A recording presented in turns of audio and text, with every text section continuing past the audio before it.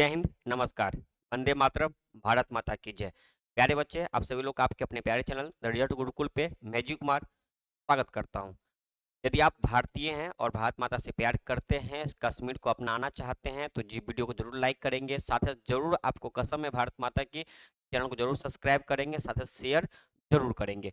आज का जो विषय है मेरे प्यारे भाई, बहुत ही महत्वपूर्ण है। वह हर किसी को जानना है और जानना इसलिए आवश्यक है क्योंकि ये चर्चा की विषय है। अभी हाल फिलहाल में जम्मू कश्मीर में चुनाव हुआ है, इलेक्शन हुए, जिसमें जो है कि कुल 114 सीटों में जो है कि 94 सीट पे जो है कि चुनाव हुए थे। ठीक है, जिसमें आपका जो कांग्रेस और जो नेशनल कांग्रेस की जो पार्टी थी वहाँ की, उसको पूर्ण बहुमत मिला था और मिल करके उन्होंने अपनी सरकार को गठन किया और सरकार बनाने का प्रस्ताव को पेश किया। साथ साथ उनकी सरकार भी बन चुका है। ठीक है, अब वहाँ के जो मुख्यमंत्री है उमर अब्दुल्ला साहब जो वहाँ के मुख्यमंत्री बने हैं जम्मू कश्मीर के। अब सबसे बड़ा मुद्दा यहाँ पे ये है कि इन लोगों का विचार है, इन लोगों का कथन है कि धारा 370 जो लगा था उसको हटाया जाए, यानी कि उसको वापस लिया जाए, वापस किया जाए, क्योंकि ये जो धारा 370 था वो कुछ नहीं था, बस एक फोटो जीबी, मतलब एक होता है ना कि मिरर में, यानी कि पिक्चर को लिए ही बस वो दिखाया गया था, बाकी इससे कुछ हम लोगों को कुछ हुआ नहीं है। पुनः आप लोगों का स्वागत है आपके अपने चैनल द रिजल्ट गुरुकुल पे, और मैं जी कुमार आ चुका हूँ। ठीक है, तो आज का टॉपिक है, चर्चा करेंगे, हम बात करेंगे किसके बारे में, 370 के बारे में। प्यारे बच्चे, फिर से आपसे निवेदन है कि यदि भारत माता से प्यार करते हैं तो वीडियो को जरूर शेयर करेंगे। चलिए हम जानना शुरू करते हैं। ठीक है, चर्चा में क्यों है, सबसे पहला पॉइंट है यहाँ पे कि चर्चा में आखिर क्यों है। ठीक है, जम्मू कश्मीर नवनिर्वाचित विधानसभा के पहले सत्र में अनुच्छेद 370 को हटाने तथा जम्मू कश्मीर को विशेष दर्जा को बहाल करने के प्रस्ताव को पेश किया गया है। आपको पता है कि जम्मू कश्मीर में क्या हुआ है, तो जो है कि मतलब जो बना है, गठन किया गया है, सरकार की गठन हुई है, चुनाव हुआ है। ठीक है, कितने 10 सालों के बाद चुनाव किया गया, जिसमें जो पहला सत्र हुआ था जम्मू कश्मीर में विधानसभा में, जो पहला सत्र हुआ उसमें ही चर्चा किया गया है कि जम्मू में जो 370 की बात थी उसको पुनः बहाल किया जाए, जो पहले था उसी अनुसार से किया जाए। यह प्रस्ताव पुलवामा के विधायक कौन थे, तो वहीद पारा। इस बात को याद रखिएगा कि इस प्रस्ताव को किसने रखा था, पुलवामा के जो विधायक थे वहीद पारा ने पेश किया, वही पुलवामा जहां पे जो आर्मी पे जवान पे जो है अटैक किया गया था। भाजपा द्वारा टिप्पणी को हटाने और प्रस्ताव को अस्वीकार करने की मांग के बाद विधानसभा में हंगामा शुरू हो गया। हालांकि ऐसा तो नहीं कि भाजपा का सीट वहां नहीं प्राप्त हुआ है, भाजपा के भी सीट प्राप्त हुए हैं, तो वहां पे भाजपा के भी विधायक प्रस्तुत होंगे, प्रेजेंट होंगे। तो उन्होंने इस चीज को लेकर के क्या कहता है, हंगामा किया है, इसका भारी विद्रोह किया है। कुछ दिन पहले आपने देखा होगा कि न्यूज में कि स्मृति ईरानी जो है इस बातों पे भी टिप्पणी किया है। ठीक है, विधानसभा का पहला सत्र जो कब हुआ था, 8 नवंबर को क्या हो जाएगा, तो समाप्त हो जाएगा, यानी कि कब, तो 8 नवंबर को जो ये आपका समाप्त हो जाएगा पहला विधानसभा का नई सत्र। ठीक है, चलिए चर्चा है क्यों क्यों है ये, चर्चा में क्यों, तो पता चल गया चर्चा में क्यों है, क्योंकि 370 जो है हटाने की बात हो रही है। जो पहले था, जो विशेष राज्य दर्जा था दिया हुआ जम्मू कश्मीर को, वह पुनः बहाल किया जाए, ऐसा जो है विचार कौन, उमर अब्दुल्ला साहब जी ने, जो कि जम्मू कश्मीर के क्या है, तो आपके मुख्यमंत्री है, उन्होंने इस बात को रखा है। ठीक है, चलिए आगे देखते हैं। अब क्या है कि महबूबा ने प्रस्तुत की सराहना को। अब जो जो ये प्रस्तुत जो किया गया है विधानसभा में, उसके बारे में महबूबा ने क्या बोला है कि बहुत खुशी की बात है, बहुत अच्छी बात है, एक सराहनीय काम है जो इन्होंने रखा है। ठीक है, पीडीपी सुप्रीमो महबूबा मुफ्ती ने विधानसभा में प्रस्ताव पेश किए के लिए पीडीपी नेता की सराहना की है, बहुत ही सराहना की इसकी बात है।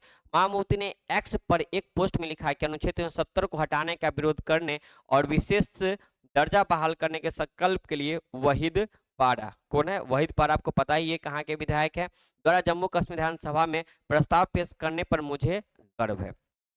अब जो पुलवामा के जो आपके ये कहाँ है, तब पुलवामा के, ठीक है, पुलवामा के जो विधायक थे वहीद पारा द्वारा जो इस बात को रखा गया है कि 370 जम्मू कश्मीर था उसको हटाया जाए, और जो पहले राज्य गठन था जो जम्मू कश्मीर का उसको पुनः बहाल किया जाए। इस बातों पे महबूबा मुफ्ती ने जो है कि इनके वाहवाही दी है, इनका जो है कि मतलब बोला है कि मुझे गर्व है कि इन्होंने इस बात का डिमांड रखा है। ठीक है, चलिए आगे चलते हैं। अब क्या है, सीएम उमर अब्दुल्ला का बयान क्या, आप यहाँ से एक बात याद रखिएगा, जम्मू एंड कश्मीर का सीएम कौन है, तो जम्मू एंड कश्मीर का सीएम कौन हो जाएगा, उमर अब्दुल्ला। जम्मू कश्मीर के मुख्यमंत्री कौन है, उमर अब्दुल्ला ने कहा कि प्रस्ताव केवल कैमरों के लिए पेश किया गया था, मतलब ये जो प्रस्ताव जो पेश हुआ था वो सिर्फ कैमरों के लिए दिखाया गया था, बस दिखावटी के लिए किया गया था, और भारतीयों को भ्रम प्रवृत्त करने के लिए दिया गया था, या अपने वाहवाही लूटने के लिए इस बात को रखा गया था।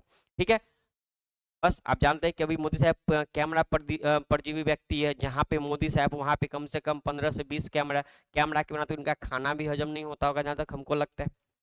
ठीक है, तो ये और इसका कोई वास्तविक महत्व नहीं था।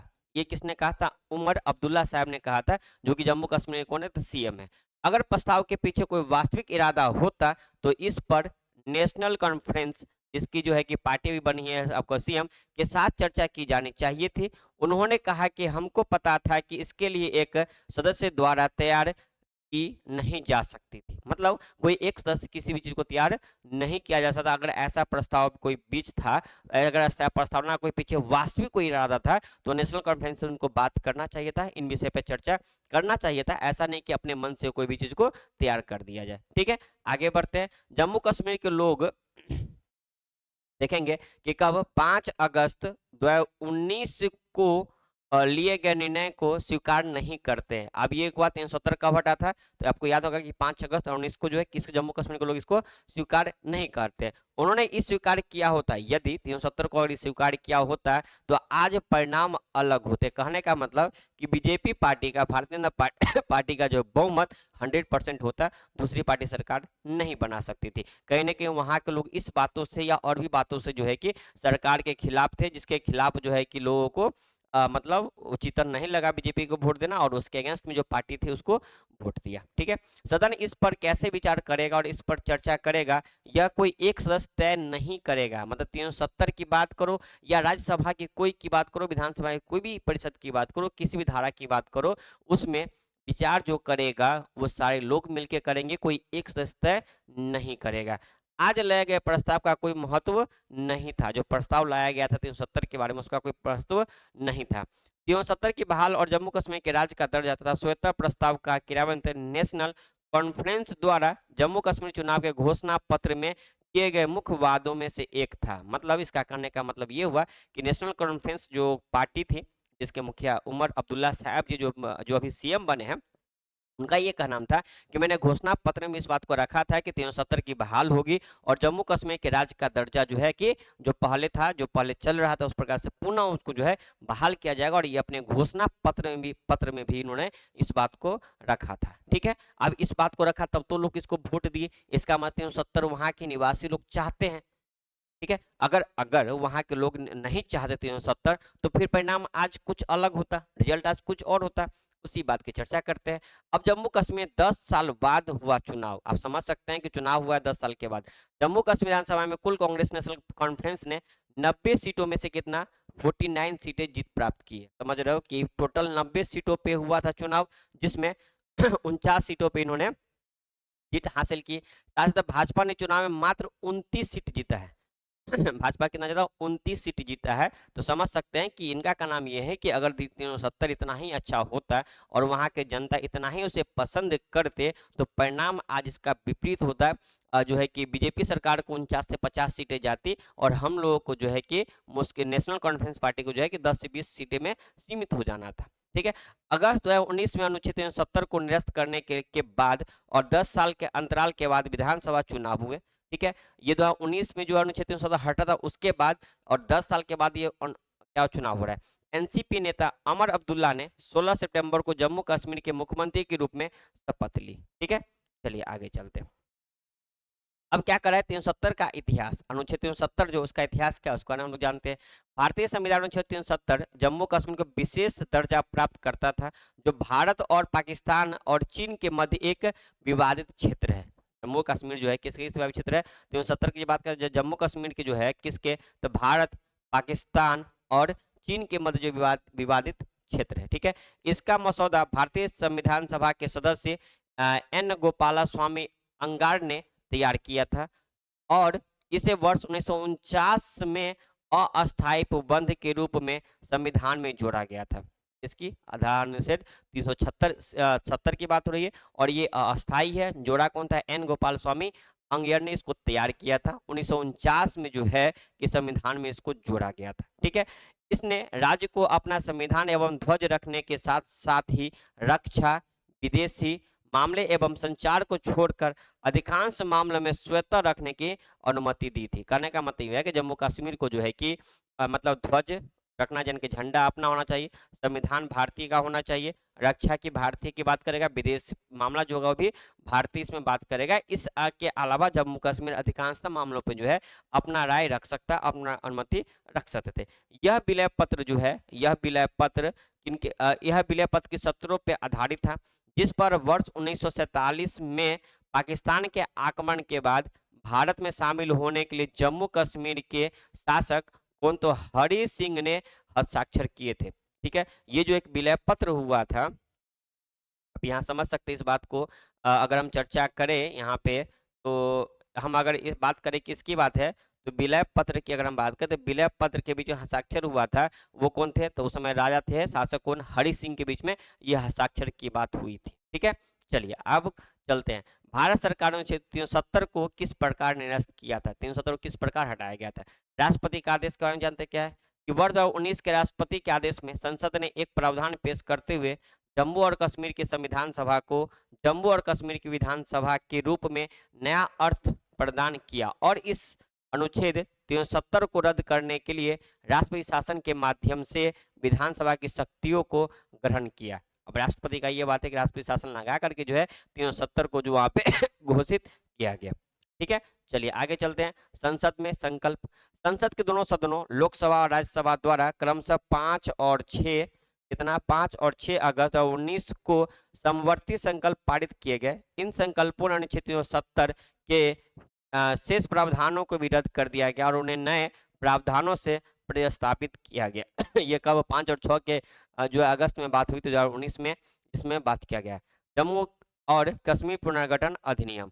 जम्मू और कश्मीर पुनर्गठन अधिनियम 2019 के को संसद द्वारा 5 अगस्त 2019 को पारित किया गया। इस अधिनियम ने जम्मू और कश्मीर राज्य को 2 केंद्र शासित प्रदेशों जम्मू कश्मीर तथा लद्दाख में विभाजित कर दिया।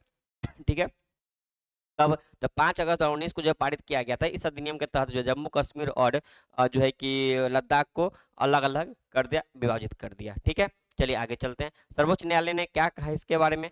11 सितंबर 2023 को भारत के माननीय सर्वोच्च न्यायालय ने अनुच्छेद 370 और 35(a) के निरस्तीकरण पर अपना ऐतिहासिक निर्णय सुनाया। किस किस पे, 370 पे और 35(1) पे। इस निर्णय के माध्यम से न्यायालय ने भारत की संप्रभुता एवं अखंडता के संपृष्ट की, जिसे प्रत्येक भारतीय अपने मन में संजोकर रखता है। ठीक है, कहने का भारत का जो है कि संप्रभुता और अखंडता एक होना चाहिए, इसमें कोई विभाजित नहीं होना चाहिए, और हम लोग ये भारतीय अपने मन में भी रखते हैं। सर्वोच्च न्यायालय माना कि 5 अगस्त 19 को अनुच्छेद 370 को निरस्त करने का सरकार का निर्णय है, जिससे तत्कालीन जम्मू कश्मीर राज्य के विशेष दर्जा पे समाप्त कर दिया गया है, वो सही है। ठीक, संवैधानिक एकीकरण को बढ़ावा देने के लिए लिया गया था, न कि विघटन के लिए। अब जो निर्णय लिया गया था वह क्या, एकीकरण, संवैधानिक एकीकरण को लेकर किया गया था, न कि उसके विघटन के लिए किया गया था। न्यायालय ने माना कि अनुच्छेद 370 एक अस्थायी प्रावधान था और जम्मू कश्मीर राज्य की कोई आंतरिक संप्रभुता नहीं थी। न्यायालय ने इस बात को माना है, अनुच्छेद 370 एक अस्थायी प्रावधान था, अस्थायी नहीं, एक अस्थायी प्रावधान था। अपने पीछे भी देखा है, इसमें चर्चा किया गया था, और जम्मू कश्मीर राज्य में कोई भी जो है आंतरिक संप्रभुता नहीं थी। ठीक है, चलिए आगे पढ़ते सर्वोच्च न्यायालय के बारे में। सर्वोच्च न्यायालय ने माना कि अनुच्छेद 370 को प्राथमिक कारणों से एक अस्थायी प्रावधान था। यह एक अस्थायी प्रावधान था। इसने एक संक्रमणकालीन उद्देश्य की पूर्ति की, जो कि जम्मू कश्मीर की संविधान सभा की स्थापना के लिए एक अंतरिम व्यवस्था करना, जिसे राज्य संविधान का मसौदा तैयार करना था।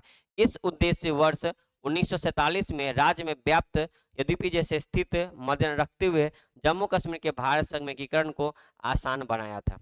ठीक है, ये किसकी बात होता है, सर्वोच्च न्यायालय की बात हो रहा है, और ये भी क्या कर रहे थे, ये भी एक जो 370 था वो एक अस्थायी प्रणाली थी। ठीक है, चलिए आगे चलते हैं। तो इनके साथ ही हम टॉपिक को करते हैं खत्म। तो आप सभी बच्चों का बहुत बहुत क्या करेंगे, धन्यवाद। यदि वीडियो अच्छा लगा हो तो सब्सक्राइब जरूर करेंगे, शेयर जरूर करेंगे, साथ में कमेंट जरूर करेंगे, और आप सभी लोग कमेंट करोगे कि ये बताना कि क्या ये जो है कि जम्मू कश्मीर 370 हटना चाहिए या रहना चाहिए या कुछ नए तरीके से बहाल होना चाहिए। एवं वीडियो अच्छा लगता है तो कृपया करके जितना ज़्यादा हो सके प्यारे बच्चे सब्सक्राइब शेयर जरूर करेंगे। धन्यवाद।